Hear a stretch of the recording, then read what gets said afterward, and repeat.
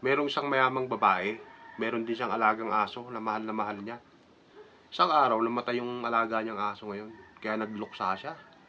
Ginawa niya, binurol niya yung aso na parang sa tao din. Ginastusan niya ito. Ngayon, gusto niya, bago mailibing yung aso, mapasbasan muna. Kaya ginawa nila, idinaan nila ngayon sa simbahan. Nakasakay sa karo.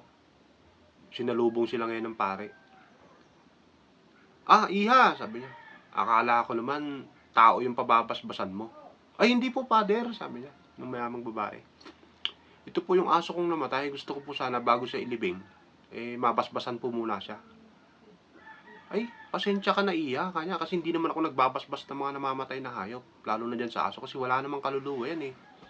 Ay, ganun po ba? Sabi ng mayamang babae. Umiyak siya ngayon. Sayang. Pamimigay pa naman sana ako ng 100,000 kung mababasbasan siya. Eh sige ho, father. Aalis na lang ho kami nung isasakay na sa karo ngayon yung aso.